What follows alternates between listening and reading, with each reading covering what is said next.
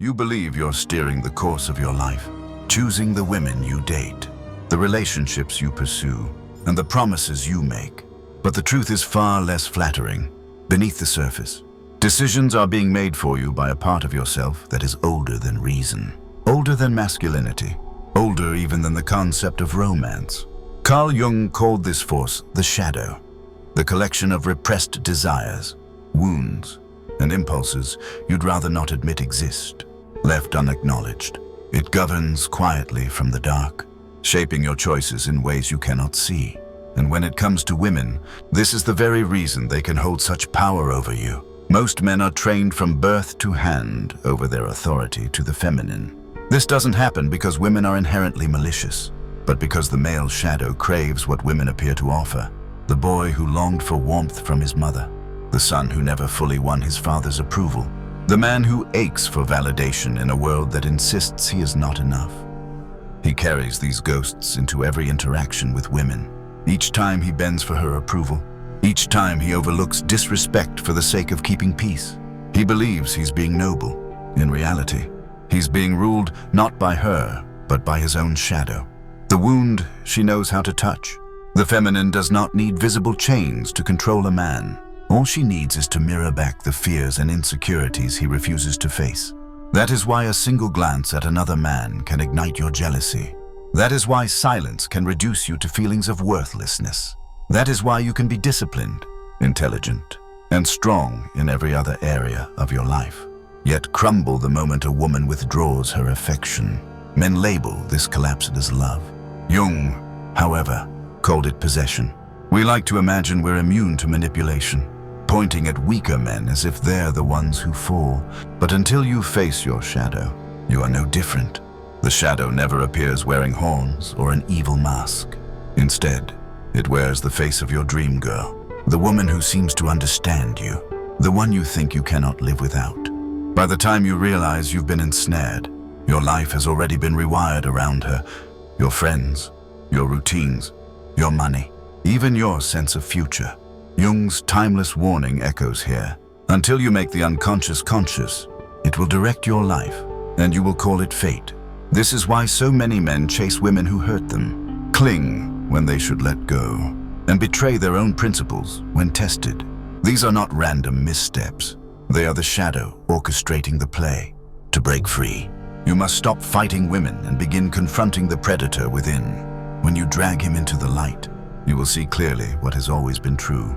She never had the power. You surrendered it to her willingly. And yet the question lingers, how does she sense it? How does she know exactly where to strike?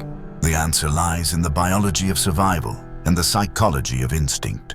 From ancient tribes to modern cities, the feminine has always been tuned to read beneath the surface, to sense hidden weakness before it reveals itself openly. What feels invisible to you is visible to her long before you speak. This is where we turn next. Because the shadow is not only inside you, it is also what she scans for in you before you utter a single word. And what she sees determines whether she moves toward you, tests you, or quietly takes control. Before you've spoken a single word, before you've revealed anything of substance, she is already reading you. She isn't focused on your clothes, your job title, or even the symmetry of your face. She is scanning for fractures beneath the surface. Women, whether they consciously know it or not, have been biologically wired for survival across millennia, and that wiring has made them experts at detecting weakness, what you believe is hidden, the cracks in your confidence, the wounds you've buried, the hunger you disguise. She feels immediately. You might think your silence makes you mysterious, but she hears the tremor of insecurity under it. You might think your generosity will win her heart, but she senses the desperation you try to hide behind every offering. You might believe your stoic exterior is strength, yet she feels the boy inside who fears abandonment. Jung explained that the unconscious leaks through slips in behavior, through tone, posture, and expressions too subtle for the conscious mind to catch. Women are masters at reading these signals. To them, the shadow is not concealed. It is illuminated like a flare in the night. This is why one dismissive laugh can throw a man off balance. This is why a simple shift in her tone can make you scramble to regain approval. A strong man in his career, in his body, in his discipline, may still collapse before the feminine when she brushes against the unhealed places inside him. It is not because she plotted every move like a manipulator. It is because instinct teaches her where power resides. To a woman, your unresolved wounds smell like blood in the water. Think of ancient courtship rituals or medieval tales of chivalry. Knights would risk their lives, wealth, and honor for a lady's approval. Beneath the poetry of courtly love was the same dynamic you see today. Men bending because their shadow craved validation. The platforms may have changed. Today it is Instagram likes, dating apps, or silent read receipts. But the game is as old as civilization. Men overextend, hoping to be chosen, while women test not with swords, but with silence, withdrawal, and subtle comparison. The shadow acts like a scent trail, and women track it with precision. They don't always retreat when they detect it. Sometimes they lean in, because an exposed shadow is a lever they can pull. If she withholds affection, will you chase harder? If she flirts with another man, will you spiral into jealousy? If she criticizes you, will you bend your boundaries just to restore her approval? These are not random behaviors. They are instinctive tests for strength. Jung's insight clarifies what seems chaotic. He taught that the unconscious will always find a way to express itself.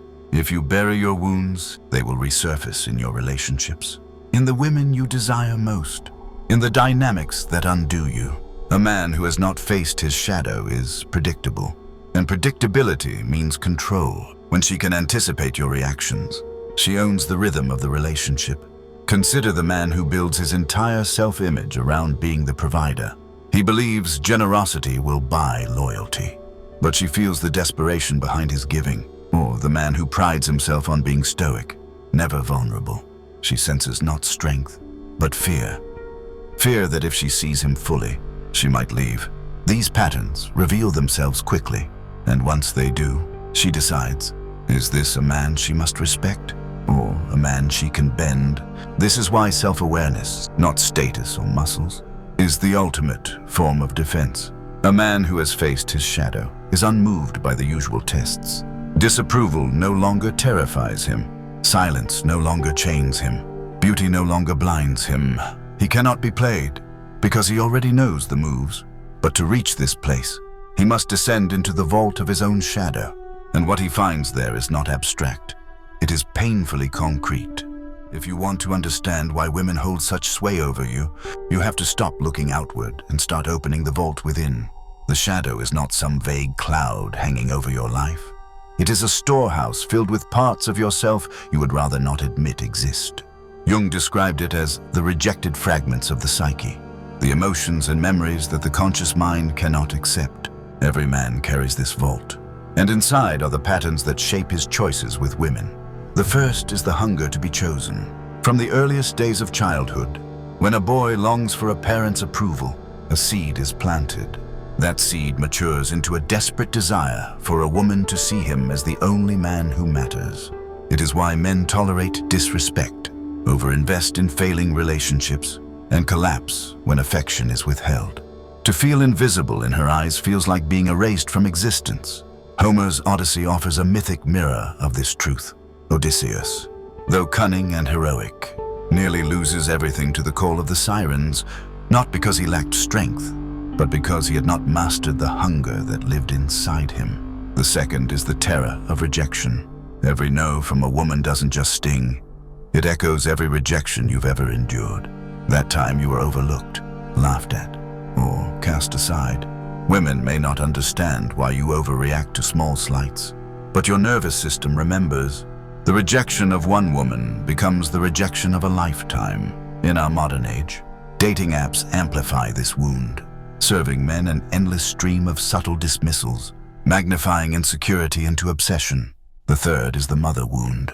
Whether it was neglect, overprotection, or conditional love, your earliest relationship with the feminine set a blueprint. Unconsciously, you have been searching for her in every woman since. She becomes not a partner, but a savior, and saviors hold extraordinary power over desperate men. Nietzsche once warned that whoever fights monsters should see to it that he does not become one. Yet in seeking to heal the mother wound through women, many men become entrapped in cycles of dependence that feel like fate. The fourth is ego fragility. You want to be the unshakable leader, the man who cannot be moved. But one dismissive laugh or one comparison to another man and your confidence collapses.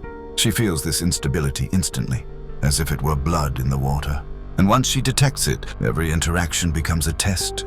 Will you betray your code for comfort, or will you stand unmoved? It is crucial to understand that this isn't about women being evil. It is about instinct. The feminine has always tested the masculine, not out of malice, but out of survival. In ancient times, strength was tested in the wilderness. Today, it is tested in conversation, in silence, in the way you hold your ground when challenged.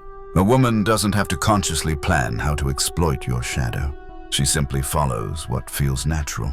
If you hunger to be chosen, she withholds. If you fear rejection, she flirts elsewhere.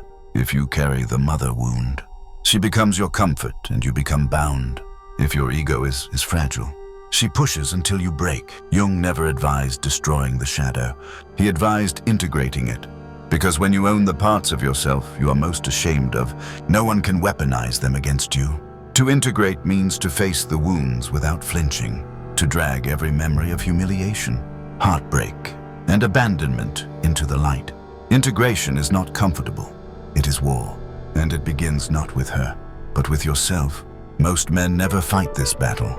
They numb with distractions, bury themselves in work, or chase the next woman, hoping she will heal what has never been faced. But avoidance only tightens the leash. Jung warned, what you resist not only persists, but grows in size. The shadow will run your life until you have the courage to sit in silence, stare into the mirror. It holds up and refuse to look away.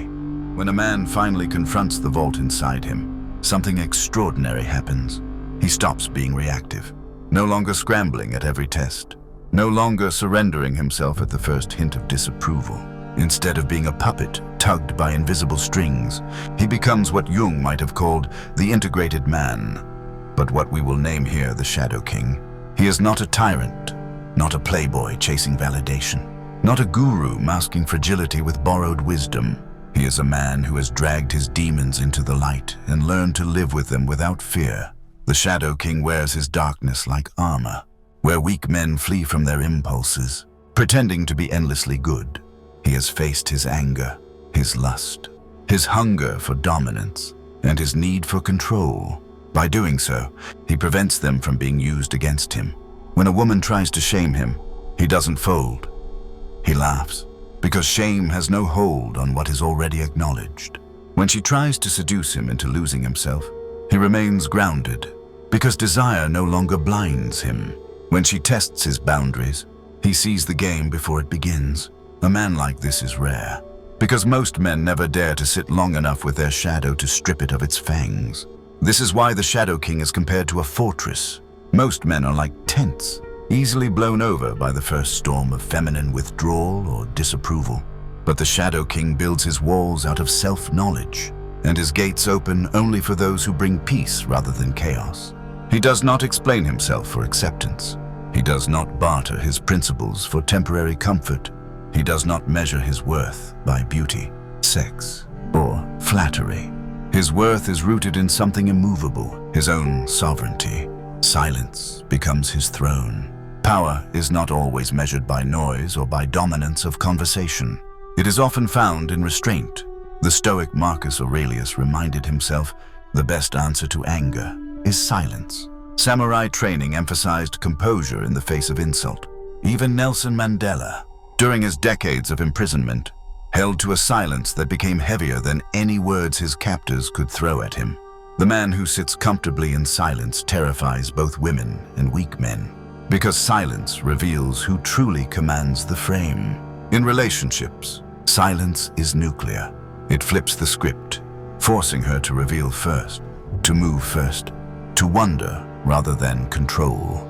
In life, silence stops you from bleeding leverage with unnecessary words. Every explanation, every justification, Every attempt to win understanding hands away power. But the man who speaks little and with certainty bends the room around him. He does not discuss endlessly. He declares. His words carry weight because they are rare, because they spring not from ego but from mission. The paradox is clear. When you no longer need women, when you no longer chase validation, when you stand unshaken in silence, women who still have depth will orbit you freely, not to control you, but because they recognize the gravity of sovereignty. This is not about hating the feminine. It is about finally seeing clearly, cutting every string that made you a puppet, and choosing who you allow into your world. The rarest power a man can hold is not wealth, nor status, nor influence. It is the power to sit in silence, immovable, whole. That is the essence of the Shadow King. And if you felt the weight of this, if you know it's time to move from puppet to fortress, then take the next step. Subscribe now and join a community of men who refuse to be ruled by illusion. Share this with a brother still tangled in strings. Together we rise, not as puppets seeking approval, but as kings who stand in silence, commanding without ever needing to beg.